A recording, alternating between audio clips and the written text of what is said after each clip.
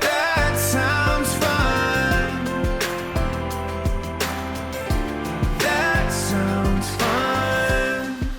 Hi, friends. Welcome to another episode of That Sounds Fun. I'm your host, Annie F. Downs. I'm so happy to be here with you today. Before we dive into this conversation today that you are going to love, I want to tell you about one of our incredible sponsors, AG1. Y'all know one of my favorite ways to kick off the day is with AG1. I did it this morning. I truly feel better when I start the day by drinking it. I have more energy. My brain feels clearer. It truly helps me start with getting in my nutritional foundations for the day. AG1 is a nutrition supplement that delivers daily nutrients and gut health support and is backed by multiple research studies so you can trust what you're putting in your bod. When I wake up, I just take 1 scoop of AG1 with really cold water. I love to throw in a little lemon juice, as y'all know, and then I am good to go. If there's one product I trust to support my whole body health, it is AG1, and that's why I've partnered with them for so long. It's easy and satisfying to start your journey with AG1. Try AG1 and get a free 1-year supply of vitamin D3K2 and 5 free AG1 travel packs with your first purchase at drinkag1.com/soundsfun. That's drinkag1.com/soundsfun. Check it out. So today on the show, I get to talk with my friend, Jack Mooring. You may remember Jack Mooring from being in the band Leland, but he is also a pastor, a speaker, a songwriter, and an author. My favorite role Jack currently plays is Brother Terry on Instagram, y'all. We've linked in the show notes. If you are not already following Brother Terry, I need you to. Jack's brand new book, Portrait of God, just came out, and in it, he walks us through some of the stories of influential Christian figures like C.S. Lewis and St. Augustine to help us find stability in our own faith in the middle of this chaotic season.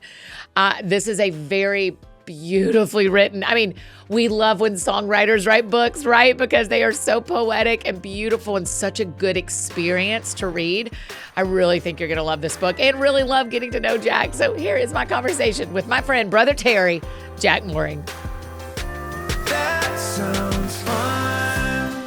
Jack Mooring, welcome to That Sounds Fun. Thank you so much for having me. This is so cool. I have been more than excited about having you here. I hope you know. There's a lot of things we have to talk about. There's so many textures to this. And yet we've never met, except you've seen me at places. I've seen you at places. I know. I was fangirling last time I saw you at a baseball game. 100%. You walked up to my friend Dave Barnes and you started doing Brother Terry, and I couldn't breathe. I was laughing so hard. Well, I saw him. His back was turned to me. I was like, I've got to surprise him. So I just went up. Were y'all already real life friends? Yes. Yeah. We had met a few times at things, but the main interaction was through the Brother Terry account. He would DM me and be like, bro, this is hilarious. And I was like, you're more hilarious, and that kind of a thing. Y'all's two, I'm saying right now, if y'all's two pastors went on tour together or did a podcast together, can you imagine? I know. It's almost kind of scary. I've thought about making it happen. I'm like, we have to make it happen at some point. We have to do some kind of collab. Maybe we'll have both those pastors on at Christmas here to talk through Christmas. That would be amazing. Just commentary. Because I know, so tell me more about your comedy. Can you do long form Brother Terry? I can do long form Brother Terry. Because Dave can do long form anything he thinks people are going to laugh at. He's a genius. He's a genius. Yeah. I'm not as quick as Dave. I don't think my brain runs that fast. Mm-hmm. I think might be kind of a genius. I don't know, because his brain runs so quick. But I can do long form Brother Terry. Yeah. There's enough of it in me. Yeah. In my DNA, my bones, where I can pull it out. Because can you imagine both of y'all explaining Christmas? Oh my gosh, it would be Advent. amazing. Yeah, I'm making a note. Lillian, Ashley, make a note. We got to have Brother Terry and Brother Pastor Phil. Please send that email, please, or shoot that text. Immediately, I'm doing it. That would make my life. Stick around, everybody. Christmas, we're gonna have Brother Terry and Brother Pastor Phil. I just want to know what that would look like. It would be amazing. Dave is, so if you've been on That Sounds, this is good for you to know. If you're on That Sounds Fun 5 times or more, you're in the Hall of Fun, which is just over to your left. Dave and Santa Claus are both in the Hall of Fun because sometimes they show up at the same time around Christmas. Right, of course, yeah. And the long form improv is just... we prep none at all. Absolutely. And I come with the dumbest questions, and Santa survives every year. I got to do one co-write with him one time because... A song, yeah. Yeah. And I went into it going like, how are we going to write a song? There's no way we're going to write a song. We wrote like a great song, but he would just like go from serious songwriter to boom, Robin Williams, like dancing around the room. But we got a song done. It was amazing. Has anybody recorded it? Yes. So I don't actually know. We wrote it for my cousin who's a country artist. I don't think she ever like released it. So I need to like have a talk with her about that. I need to ping her. I know. Is this making you nuts, by the way? The wiggle of it? No, it's good. I'm just going to probably punch it a couple times. Great. If it makes you nuts, just start messing with stuff till it stops. Cool. Yeah, because I am a Pentecostal charismatic, so I'm just going to be like doing karate chops in the spirit. Oh, what a blessing. Okay, you have a book for us that I am dying to talk about because I'm not sure enough artists write books. And what you've done is written a book as an artist, and it is beautiful. It's beautiful. Thank you. It's called Portrait of God. It came out this month. But we have like 18 other things to discuss first. For starters, you were in Leland? Yes. Dude, you're a Trivial Pursuit wheel of your own. Your father-in-law is Michael W. Smith. Michael W. Smith, and you were in Leland, and your brother Terry. And what's funny is I'm actually like a Smitty fan too. I'm like, but he's also my father-in-law. And I tell Whitney, I was like, I promise you, like I wasn't like a real Smitty fan, but like, yeah, it's crazy, it's weird, but yeah, I that's how we met Michael was through the Leland stuff. We were on the same label as him. Oh, God. So I was like 19. My brother Leland, that's his first name, the lead singer. So we got signed when I was 19. He was 16. We were that old when we were in the studio for our first records. We were actual kids. Were y'all already Nashville guys? No, we lived in Texas. At the time, and so we would just come up. Our parents would drive us up like early on. Anyways, so that's how we met Michael. He came to one of our early showcases. We were trying to get a booking agent. And so they invited a bunch of booking agents, and we had a guy at our label who's like, listen, he was like, I have a connection with Michael W. Smith, and I think I can get him to come to your showcase. And we were like, no way. Like, stop. No. And so we're up there, and now knowing Michael, classic Michael, he walks in like 2 songs in with his baseball cap on in the back, right? And so the bass player, who was our cousin, he's like pointing his bass, like guys, look. And we see him back there. So we're like freaking out mid-set. So you're doing your hands like you played the piano, the keyboard? Yes. Okay. And so anyway, so after the thing, we meet him. We give him a pre-release of our first record, which wasn't even out yet. And so we're freaking out. But apparently, though, my mom's there, which... By the way, the brother Terry thing, totally my mom. Like, she's like larger than life, Pentecostal, you know. And she's like, that was a divine appointment. Y'all don't know. You know? Yeah. And I was like, we were like, yeah, Mom. You know, we're teenagers. Yeah. You know? And we're like, yeah, that would really. She's like, no, y'all don't know. Y'all don't know. Y'all don't understand how pivotal that was, you know? And she didn't even know now, my gosh. No, she didn't even. But like, yeah, it was just, you know, I ended up meeting my wife, you know, like. And so how did that, did you just end up connecting with Michael and then you met Whitney? So basically after that showcase, about a month later, we got a call at our house from a 615 number and answered it. And he's like, hey, this is Michael W. Smith. And he wanted my brother to come up and write with him. Oh, wow. And so Leland came up to do songwriting with him at 16, meets their family. Then that started a relationship with their family. And then every time we were back in town, like our whole band would stay in their basement and crash at their house. Adorable. Whitney was in going to school at California at the time. I finally met her though, and we were like, ding. And immediately. Immediately. Actually, what's funny is about the book, I talk about C.S. Lewis in the book. Yes. I walked down one morning, we were at their house, and Whitney had a C.S. Lewis devotional open, and I was like, God, I got to marry. It's over. Which is so nerdy, you know what I mean? It's like... No, I'm guessing we're about the same age. I'm 44. I'm 39. Okay, yeah, so we're the same. We were in the same Kiss Day and Goodbye proms. So, of course, you saw her reading C.S. Lewis, and we're like, I won't date anybody else. Like, absolutely. Like, Lord, here I am. Like, here she is. There she is. Here's here I am. What's great for you that didn't work for me is you married her. I thought that 94 times since 1996, and I've been wrong so far 94 times. Oh, it's so good. It's so true. I mean, bless all of us in our 90s and early 2000s. Lord help us. We're here. Yeah, we made it. We're here. We're adults who still love Jesus with a lot of us. So it's amazing. It is amazing. Okay, so that means you're related to Ryan Whitaker, who made Surprised by Oxford. Yes. Which, by the way, so my wife, Whitney, she's the one who told me about Surprise by Oxford. And Ryan texted our family chat one time. He's like, hey, guys, he's like, I'm looking for like books that can be adapted to film. I'm just working on some ideas. And Whitney was like, Surprise by Oxford. You're lying. It's absolutely amazing. So Whitney was the one who told him about it. Oh yeah. my gosh. So that's like my little husband claim to fame. Yes. Yeah. That's how I had read the book. And do you know the story, right? And Rose Reed was in the studio. And I said, what are you working on next? She said, I'm about to start this movie called Surprise by Oxford. And I was like, when I tell you how much I love that memoir.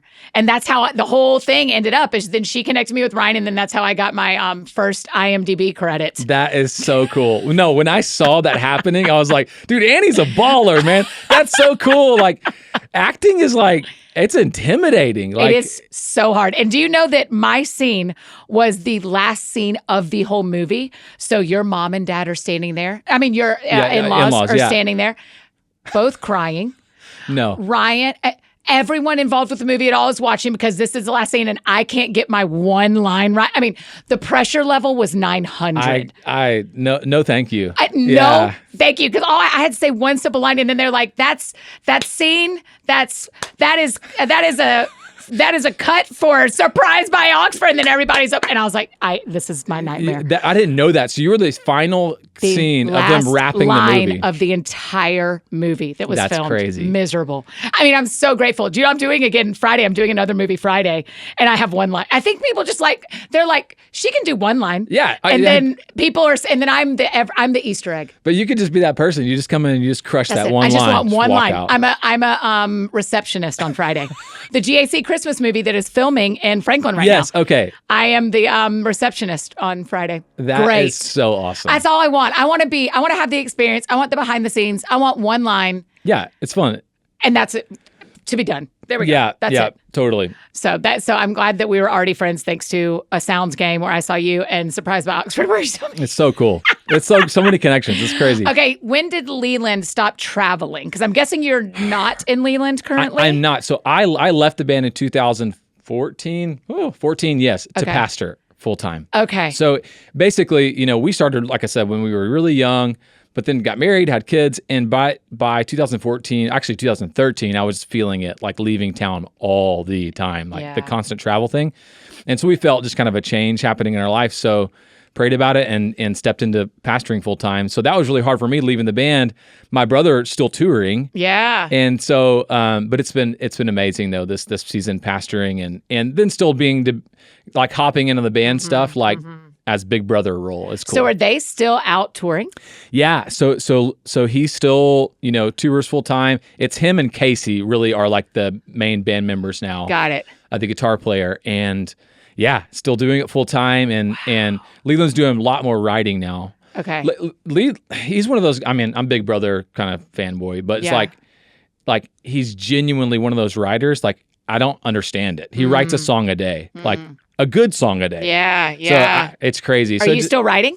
A little bit. Okay. Yeah, I'm with Integrity, and so do some co-writes there. Okay. Not as much as I used to, but it's right, because you're pastoring a church. Yes, but and y'all planted the church too. Yes, which is crazy because so my parents are pastors in Texas. Okay. So we were back there for 4 years recently.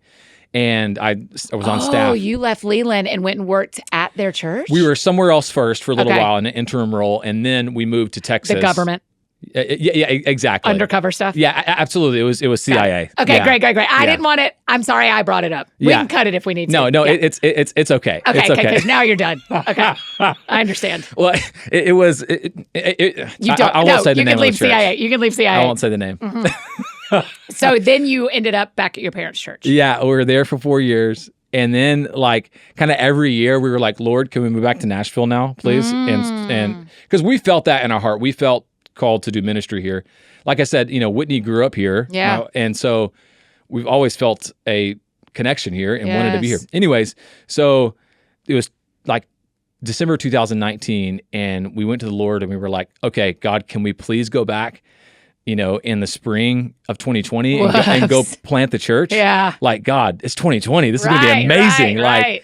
And we just really felt him say, no, wait another year. Wow. And so we did. So thank God we did. But we moved back here in 21. And Okay, teach us for just a minute, because our friends listening, one of the biggest things they like to ask our guests about is, how do you hear God?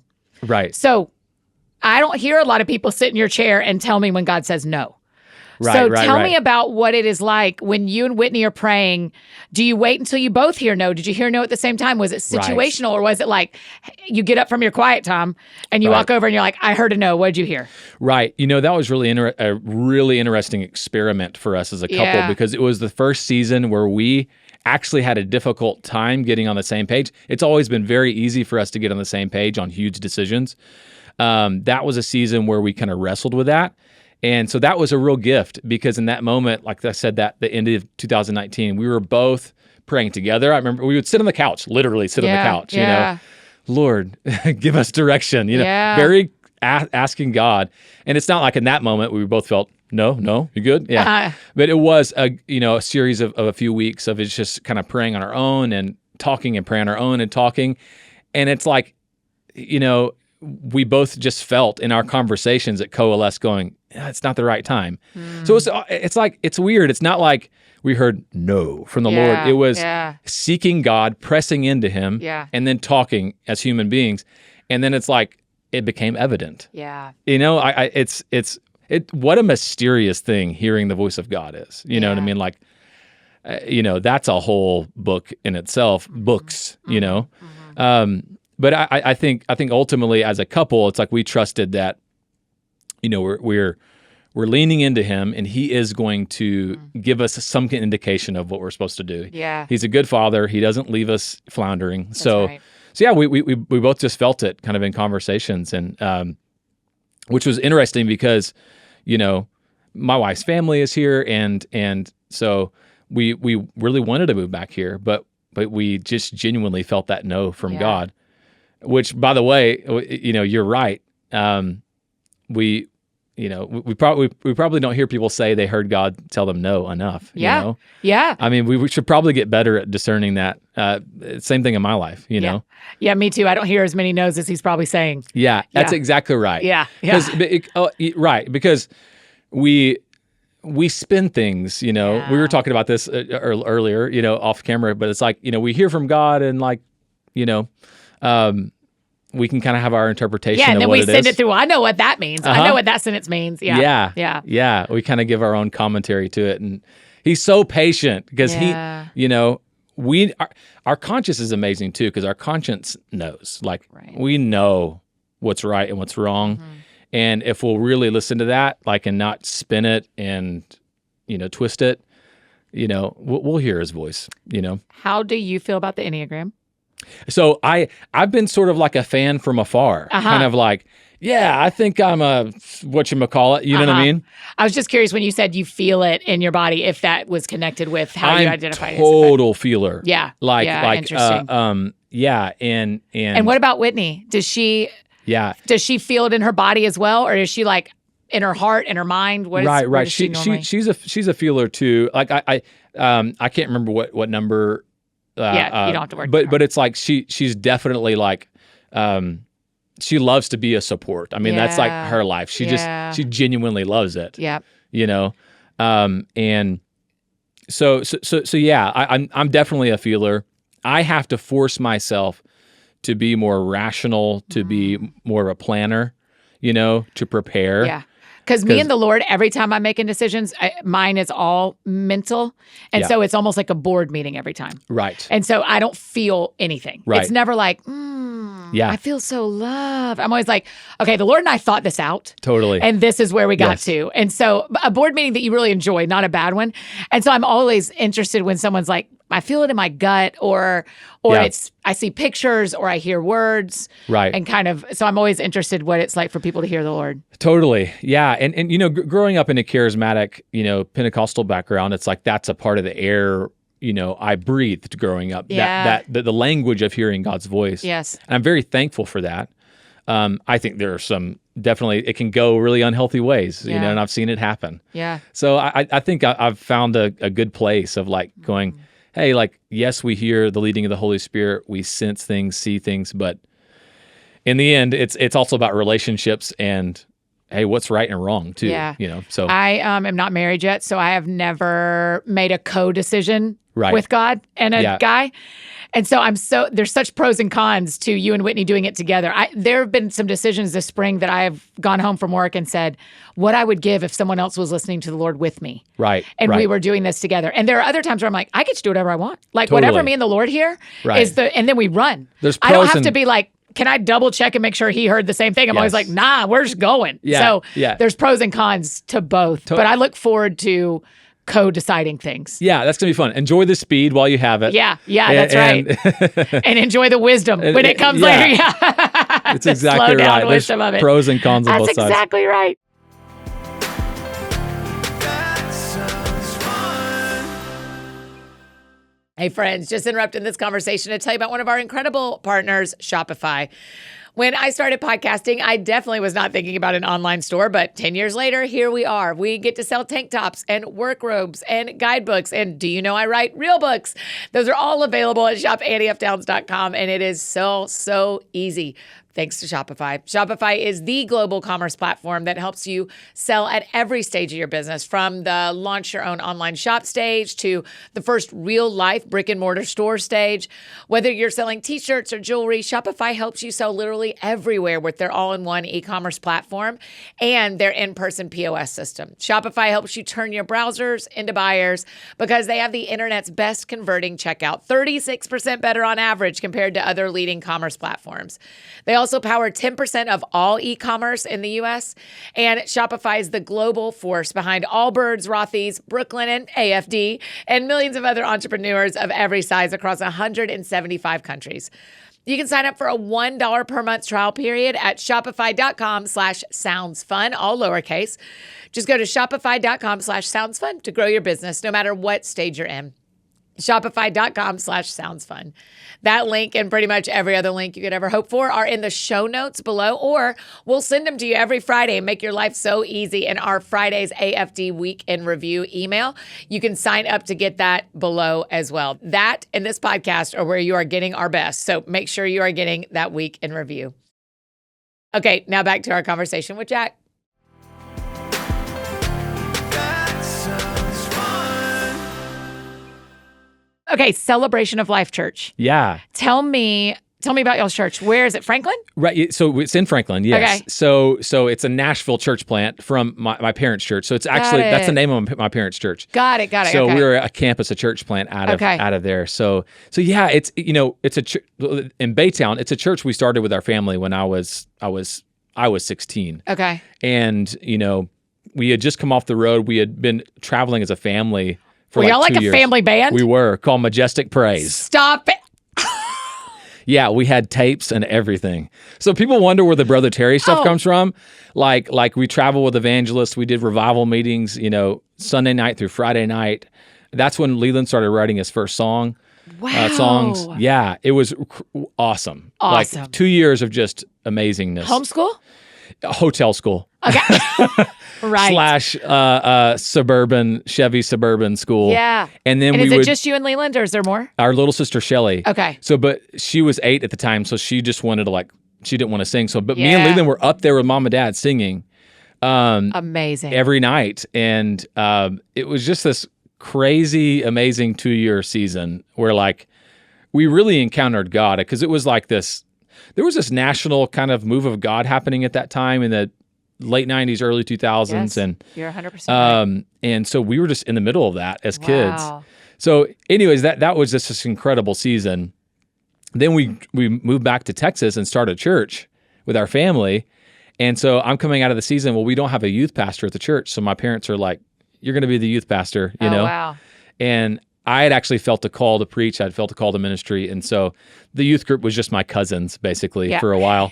And, but they started inviting their friends, and it started growing. Yeah. And, before we knew it, we had this youth group of 70 kids. Oh my gosh. Who were worshiping God. And okay, so you remember this. This was the time when youth groups were trying so hard to be cool with game systems and all this stuff. 100%. We had none of that. We had we had zero of that. fluorescent lighting, hardback chairs, and Great. God just began to move. So Yeah. anyway, so all that to say, that's how our church started there. The band the band flourished out of that. So, the church we've planted here, it's that DNA. It's like, we want people to encounter God, but we want to do it in a way that's based in the Bible. And, with the book, it's like, I'm a nerd. Mm-hmm. I'm such a nerd. Yeah. Like, I love church history and I'm a charismatic. Like, so I want to hold both of those things at once. Yes. Like, I always joke around and say, like, I speak in tongues, but my favorite author is G.K. Chesterton. It's like you and Addison Bevere. I'm weird. yeah. So I love it. I love church history, and so that's definitely part of the DNA of our church plant as well. Is just going like, I love the Bible, but also want people to encounter the Holy Spirit and that God's alive and they Tell can me experience what it. you think God is doing in Nashville. What's going on? So it's the only town that I know of that when people move there, I've yet to hear anybody who knows why they moved here. That is so true. Right? Everybody goes, the Lord just told me. I don't know. The Lord, and it because it's Same true. with me. The Lord told me. I didn't know. Yeah. And so God has been doing something here. Yeah. I remember when I first came here in 2004 or 5, I would hear kind of like, people I trust, saying like, hey, I really feel Nashville is going to be a refuge city for people. God's going to send people here. And I was like, oh, that's cool. And like, whoa, it has happened and it's happening. Yeah. So I think it's like this concentration of righteousness in a good sense of like, it's the highest concentration of godly people I know of. Like at least the area I live in, I'm running into these amazing people who love the Lord. So God's doing something. I think we're responsible for what we do with it because this is such a centralized place of influence for the church that he's doing something with that. Yes, I think so too. For the rest of the world. Yeah. It would have made so much more sense for all of us to end up in Dallas. Yeah, absolutely. It's so, especially those of us who aren't musicians. You being here makes it, but like, I can list off easily 30 authors or influency whatevers, podcasters that could and should have ended up in Dallas if we were trying to build a Christian hub. And instead we're all here. Literally when I moved here and all my friends were in country music, I was like, well, how do you build your company? I'll just do that. So for years, I just looked just like Lady A. My business was a decade behind Lady A because that's who I was watching build a business. Right. And because we didn't have any body. And so I've been very interested in what God's asking us to export from here. Right. And once again, I think it's a weighty responsibility of the influence and the resources that are here to be a blessing to the world and be a blessing to the church at large. So, what would Brother Terry say about hearing God? Well, first of all, you got to stop listening to Taylor Swift. And actually, you know what, Annie? When I came in here, I immediately went into consultant mode because I've got some ideas for you. Is that okay? Mm-hmm. Yeah. I feel like when you have your show, you've got space behind you. You can have prayer warriors behind you. Standing? Just standing and actually praying out loud. And you'll have to talk louder, but they can just be interceding and praying. And you need to have a shofar case here somewhere. Yeah, you can't just leave shofars just out. No, you have to have them shelved, Someone was in here last week and said we did leave a seat for the Holy Spirit. Yeah, absolutely. It's there. It's there. But Brother Terry, the two greatest moral evils in the world to Brother Terry are cigarettes and Harry Potter. Yeah. So. I can't wait for people to follow both you and Brother Terry. Brother Terry website is the Instagram. Okay. I apologize in advance. I'm so sorry. No, however long you were doing Brother Terry in your own family and in your own life and then decided to give him to the rest of us, I thank you for that day. I thank you for the day it went from private to public. We are all grateful. I was obedient. Yeah, that's it. That's all I got to say. I was obedient. Okay, Portrait of God. Yes. I have so many questions. As I was reading this yesterday, I told you, and our friends listening know that I read every book before I sit down with someone. I did not get to the very end of yours, but I read a lot of it. Thank you. My question is, what did the Holy Spirit say to you to do this? That's my question, because this isn't a pastor book. Right. I mean, it pastors us. Yeah. This isn't a theologian book, but there's theology. This is some other thing that the Holy Spirit must have said, here is the path, walk on it. Yes. So what was that? So what happened to you? Thank you. That we were. It is an odd, in a good sense, I think, an odd kind of way of going about it. Yes. And so I started writing in 2018. I was like, I'm just going to sit down and write. I'm not going to write a book. At first, I was just saying that to myself. I'm just going to write. So I just started doing some theological musings about God and who He is. That's my life message. Is I want people to know what God is like. Like, that's just passionate about that. So I started writing. But then I was like, oh my gosh, there's all these amazing people that in church history, I just love them so much. Yeah. And I love fiction. I love biographies.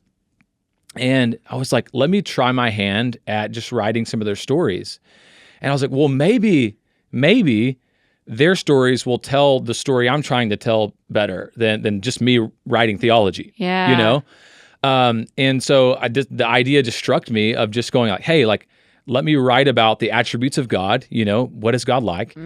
But tell the stories of people who experience those attributes, who actually experience this God. Yeah. And so that was the funnest bit of writing in that book. And I hope it comes through is the little biographical sections of those people, because it's like, that's my passion. That is like I want people to know these stories. So it kind of happened organically, really. It was the Holy Spirit. I mean, certainly. But the idea just came to me of like, I just don't want to just wax eloquently about theology. I want to tell stories too.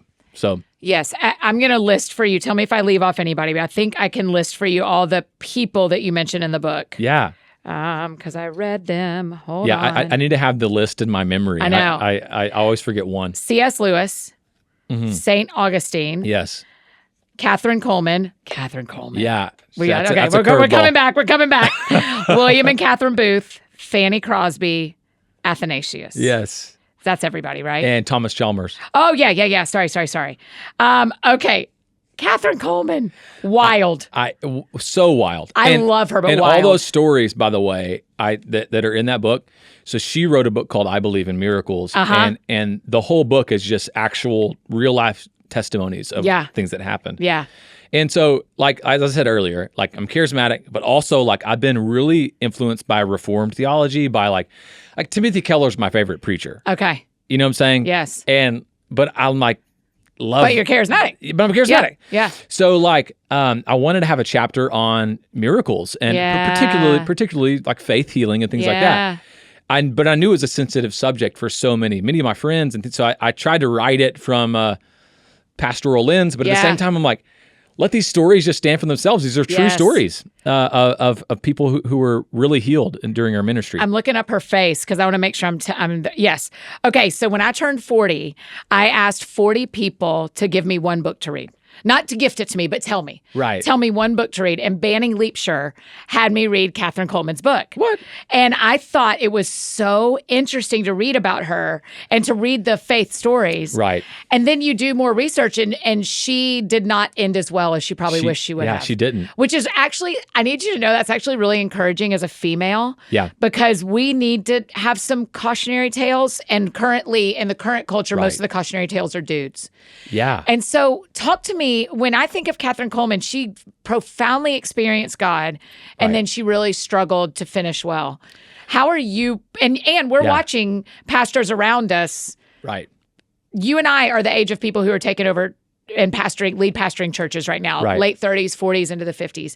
So we're watching our parents' age retire or not finish well. How are you, when you think of Catherine Coleman, when you think of the charismatic experience she had and the way people, filling arenas. It's crazy. And decades before that was normal. Yeah. Before Billy Graham. Right. And so what's your plan for finishing well, to throw a curveball at you here? Well, Pete Scazzaro wrote the book, Emotionally Healthy Spirituality. Yes. And, his theory, which I believe, is that you can be emotionally mature, spiritually mature, but emotionally immature. Uh-huh. And I think Catherine Kuhlman, that was probably a case of that. She probably one of the most spiritually mature people in history. Yeah. I mean, in terms of her faith, in terms of her devotion to Jesus. Yeah. And her experiences given her reps. Oh, of like, I'm not scared of a person doing that in their body because I've seen weird stuff happen for a decade and a half or whatever. So not like I guess normalizing that to a degree, to say like that happens, that someone can be really spiritually mature, but maybe from trauma in their life. I mean, she went through a lot of trauma. Yeah. They're emotionally immature, and so that was the sticking point for her. She finally had this kind of toxic relationship with this pastor. She stepped down, and it was this emotional kind of maturity that she needed. Interesting. That ended up crippling her ministry. And it's really sad. So it's like a cautionary tale to all of us going like, okay, you can be raising the dead. Literally.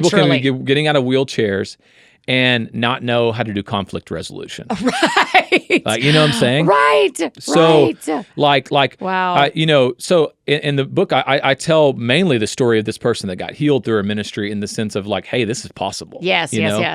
And what's so cool is God just uses us like in our flaws, in our weaknesses. Right. And so I'm thankful for that. At the same time, it's a cautionary tale we can learn from and go like, where am I deficient? Like, yeah, that's right. Do I have like a emotional maturity, but maybe like I'm scared to step out in faith like she did? Yes. And I need to like take some more risks in the spirit? Yeah. Or maybe it's the opposite. Yeah.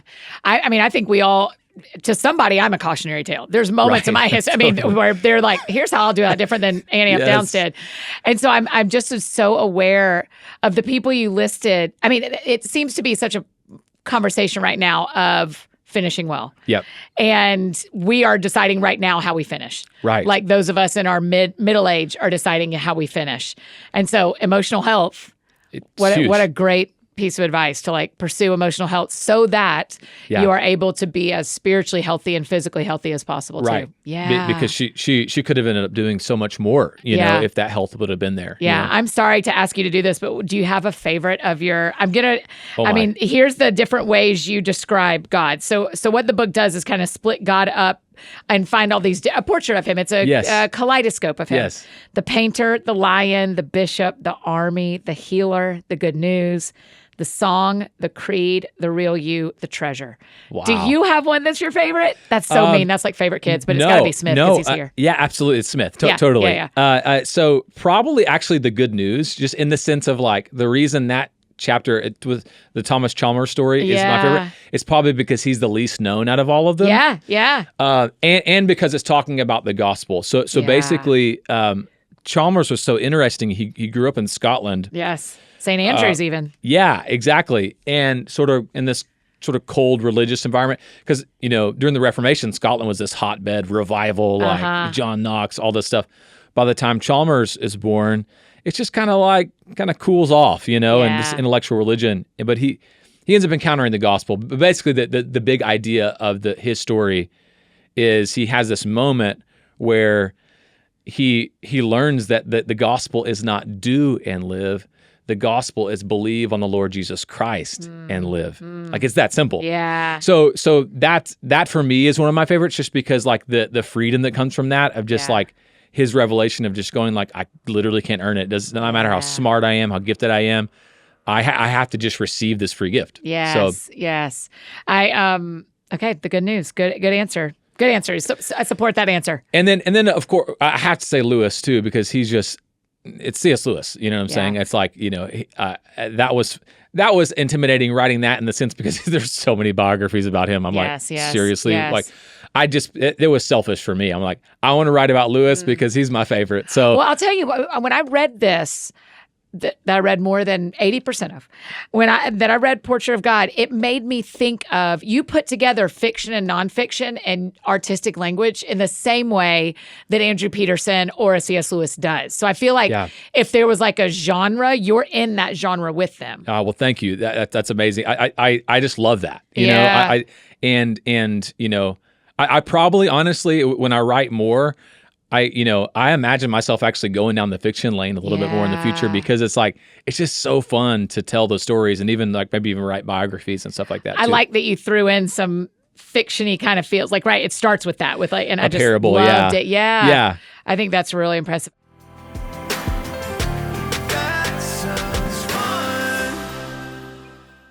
Hey friends, just interrupting this conversation one more time to tell you about one of our incredible partners, Thrive Cosmetics. It is no secret that I love Thrive Cosmetics. Their mascara is my absolute favorite, my go-to. I use nothing else anymore. But they also have a full line of makeup for whatever look you're going for. I seriously love that their ingredients are clean and their products are foolproof, so it makes it easy for any skill level to apply. They have thousands of 5-star reviews, so it's really no wonder you see their makeup trending literally everywhere. Also, y'all know I love a lipstick. Thrive Cosmetics has this Empower Matte Precision Lipstick Crayon. Y'all, it is awesome. It's a 2-in-1 lipstick and liner. It allows you to line and fill in with one step. And there's a built-in sharpener included. It's also waterproof, sweatproof, lasts up to 12 hours, which y'all know that's important. And one of the best parts of Thrive Cosmetics is that for every product purchased, they donate products and funds to 8 major causes. Refresh your everyday look with Thrive Cosmetics, beauty that gives back. Right now, you can get an exclusive 10% off your first order at thrivecosmetics.com/TSF. That's Thrive Cosmetics, CAUSEMETICS.com/TSF for 10% off your first order. And now back to finish up our conversation with Jack. That sounds fun. I loved Fanny Crosby. Oh my gosh. Wow. I mean, can you retell the story that you write about in here about her getting to New York and being blind? Do you remember what you wrote? Yes. So it's amazing. Like she left the city. She was in the city for a long time, which is really a cool idea. Like just Fanny Crosby in New York. That's just cool. And as a songwriter, like she's unbelievable. Like just mind blowing. But she goes back to New York after having left for a while. And this point, she's much more elderly and kind of has a hard time getting around. She's blind. And she's for blind. anybody listening, she is fully blind since childhood. She's completely blind. Yeah. And so she goes back to the city, and after years of being gone, her family was like, "Please don't go back there," but she's like, "No, I'm going back. I got to do my ministry to the mission." And so she goes back, and she notices how people aren't as friendly or as helpful as they used to be. She actually wrote about that, noticing that change, which I thought was interesting. Yeah. Even at that time, because people would always often help her, but she found that people weren't helping her as much. But she has to go speak at this mission, and at the end of it, a little girl asks, do you wish that God would have healed your eyes? Mm-hmm. And she says this famous phrase that she's known for. She says, I'm basically paraphrasing. I'm grateful that I'm blind because it just means the first face that I'll see is Jesus's face. Yeah. And what an amazing just perspective. Yeah. Yes. She said, my eyes have been reserved for him alone. Yes. Yeah. I mean, how did you pick her to be? I mean, the chapter is about God, the God of faithfulness. It's beautiful. I mean, your writing is beautiful, but it's called The Song, and it's a whole chapter on the faithfulness of God. Why did you pick her?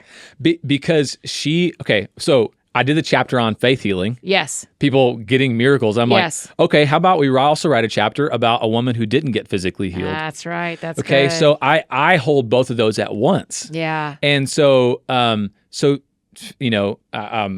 the faith healing chapter, it's like God's relieving someone from suffering, physical suffering, by healing them physically. Yes. In her sense, she had to suffer. But she encountered God through the suffering. Yes. Not in spite of the suffering, but actually through the suffering, she encountered him. So basically the idea of the chapter is God is still faithful to us even when we don't get our healing, And in fact, you may go on and write thousands of hymns that change the world. I mean, how many did she write? I think you say it in here. I can't remember the exact number, but literally she wrote so many that the hymn book publishers at the time started publishing our hymns with fake names. Oh my gosh! So people wouldn't be like, every song is Fanny Crosby. Yeah, pseudonyms. Yeah, they would have to come up with pseudonyms because she was that prolific. Yeah. Oh my gosh! Did she? I'm asking you questions that I don't know if you know the answer to. Did she have kids? Yes, she did, but she actually lost her child as a baby. And I think she went on to have other children, but I talk about it in the book. Yeah. Because that was another profound moment of suffering for her. Yes. Her and her husband were so excited about having this baby. Yes. the baby dies as an infant, and Yeah. so she went through so much. It's unbelievable, but she finished so well. Yeah. And so it's a story of someone who finished well. So it's like, yay. Yeah. The part I don't know if you know about my life is I live part-time in New York. Wow. Okay. And I didn't know this about Fanny Wow. Crosby. I don't know how. I mean, I was in a play about her in third grade, but I do Yeah. not recall at all that she lived in New York. She was a city girl. So I in a had sense- this like moment when I was reading this today where I was like, oh my gosh, I need to go back and remember what moved me as a third grader.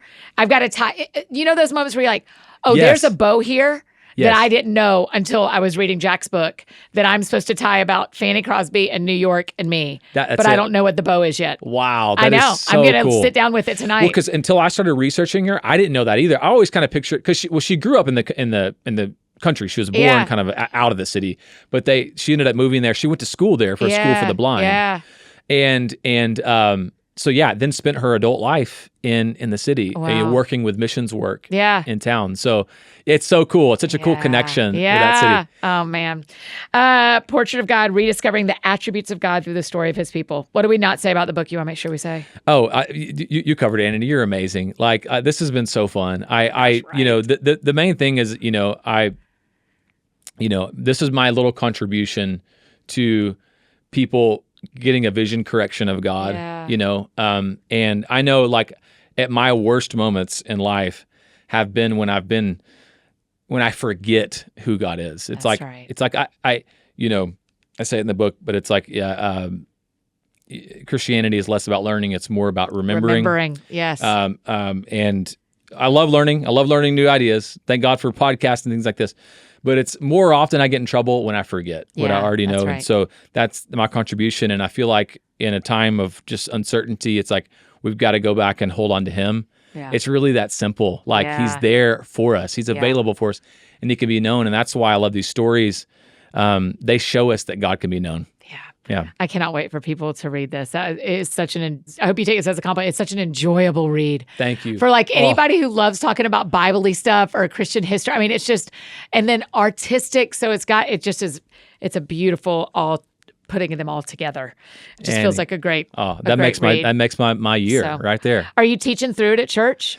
So my poor church has to. This is my life message. Yeah. So one of my favorite preachers, he says I only have one sermon. It's just 8 hours long. Yeah. So this is my 8-hour sermon. Okay, So good. they hear it all the time, but I am going to do a little series about it. Yeah. Okay, great. Well, and I assume we can listen to that on the podcast. Yes, the yes, church's exactly. podcast. Okay, Yes, we'll CLO link to Nashville. that because that is one of my favorite things is getting to hear people who write a book and also teach through a book. Yes. I want to hear what you've picked up since and so. Which is kind of a fun thing to do as a pastor because you get to cheat a little bit because as a book, when it's done, it's done. Yeah, that's right. But then I go, oh yeah, I wanted to add this thing. Yeah, so yeah. I can And do I it. mean, there's scripture in here, but you have so much space to add when you're Right. teaching on a Sunday. Absolutely. So, okay, the last thing I got to ask you, because the show is called That Sounds Fun, Jack Mooring, what do you do for fun? Oh my word. Last year I went and took sailing lessons at Percy Priest Lake because I'd always wanted to sail, and I'm like, forget it, I'm going to learn how to What? sail. Yes, Like a sailboat? a sailboat. Not on like Percy on Priest Lake. what are they called when it's a surfboard with a sail? Not No, that. no, a an sailboat. actual sailboat. So I'm learning to become a sailor. It's straight up. What about Bob? I'm a sailor. I sail. Why? I don't know. I just always was interested in it. And we lived close to the coast in Baytown, and I would always I hear it when you growing say up- it. Baytown. Baytown. Yeah. And I would see these, the mast of these sailboats, and I was like, I want to do that. We never got an opportunity to do it. And so that's just a fun thing I've gotten into lately. Are And, you into deep water? so I haven't done a Gulf trip yet, like an ocean trip. Yeah. We've just done lake sailing. Yeah. So, but my goal is to sail to the British Virgin Islands at some point because that's amazing. So I might have to start a little YouTube channel on that at some point. Yes. The Pastor Sailor. Yeah. Let me just remind you, we know more about outer space than we know about the ocean. It's terrifying. So have you watched Meg yet? So I'll make sure and watch it right before the trip. No. It is, when I tell you Meg and Meg 2 are two of the finest pieces of cinema you've not seen yet, they're amazing. Okay, done. I'll go watch it. I'm number one evangelized for our Lord and Savior Jesus Christ because I believe he has changed everyone's lives forever and our futures. And then in the top 10 is Meg. Meg, of okay. things I believe I'm an evangelist for. Meg, That and is Meg too. incredible. Because Meg, the ocean is insane. The idea that you want to get on a boat that is powered by wind. I know. I'm so excited about You're it. insane. I'm so excited about it. Well, and also I'm going to get an incredible amount of Brother Terry content because the walking on water. oh my gosh, there's so many like little metaphors and stuff like that. So it's going to be awesome. I'm just saying, stay out of the water as best you can. You know, well, first of all, like I said, my Pentecostal mom, she's going to hate it. Because anytime we do anything adventurous, she's like, don't do it. She's like, the enemy's trying to take you out. You got to call a God in your life. Don't be putting your life at risk. Hey, this is it. I know. You're like, I've got to drive a car, but you don't have to sail to the British Virgin Islands. This is true. The Lord This has a is call true. on your life. So pray for me. I'm telling you, and when New Heaven and New Earth, I'm with you. You're crushing Let's it. explore the ocean. We're going to learn so much we don't know right now. But I've got to we live on a fallen planet. I've got to get my John Eldridge on at some point, though. You know what I'm saying? He's Get putting my me to John. shame. Like, His wild at heartness. right? I gotta get it out somewhere. Now listen, that is my favorite podcast. Do you listen to his podcast? He's amazing. I don't It's miss. Incredible.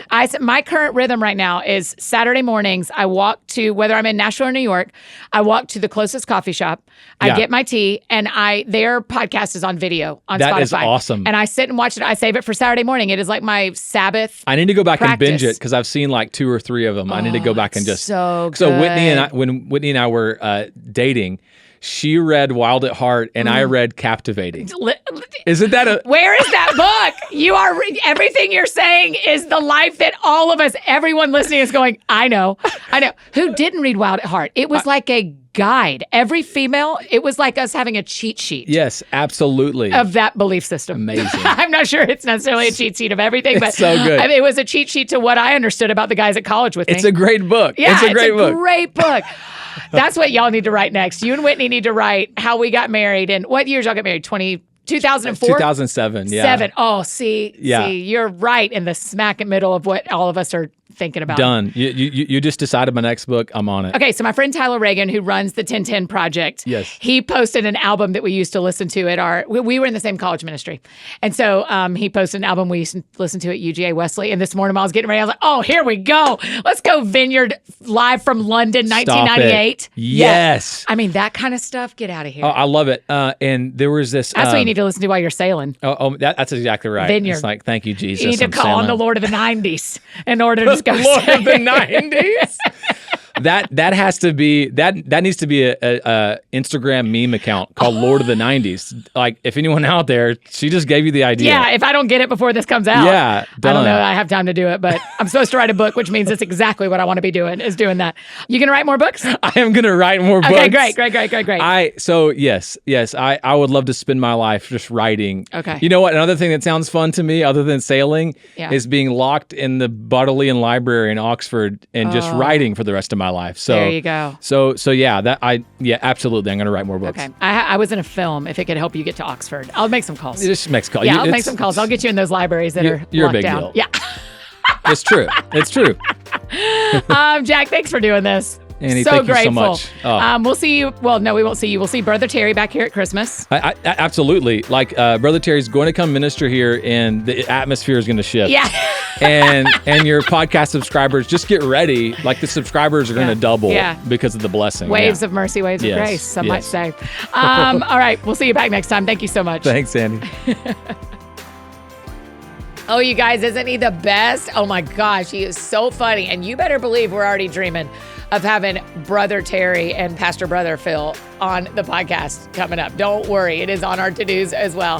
Hey, grab your copy of Portraits of God. I have not read a book like this in a really long time, and y'all know I read a lot of books. I absolutely loved it. So I think you will as well. And go follow Jack and Brother Terry on social media. Tell Jack thanks for being on the show. If you enjoyed this episode, I think you'll also really love episode 513 with N.T. Wright or episode 510 with Matt Maher, two of my very favorite. If you have any questions from this episode, just drop them in the Q&A box on your Spotify app if you're a Spotify listener, or send them to us on Instagram at That Sounds Fun Podcast, and we'll try to answer them there. If you need anything else from me, you know I'm embarrassingly easy to find. Annie F. Downs on Instagram, Twitter, Facebook, anywhere you may need me. That is how you can find me. And I think that's it for me today, friends. Go out or stay home. Do something that sounds fun to you, and I will do the same. Today, what sounds fun to me, listen, tonight is my night on the couch. I'm going to be going through all the pictures from the Ryman and making my own little memory book. So that is what I'm doing tonight. Y'all have a great week. We'll see you back here on Thursday with my new friend, one of my favorite pastors. I adore her. I feel like we're hearing the inaugural conversation of someone who's going to be back a few times. My friend, Dr. Jackie Green. We'll see y'all on Thursday. That sounds fun. That sounds fun. Oh, that sounds fun. Check 1, 2 on the microphone. Annie F. Downs in your car to your home. Every week it's something new. A deep talk or an interview. She'll make you laugh, she'll make you cry. When it's dark out, she's a light.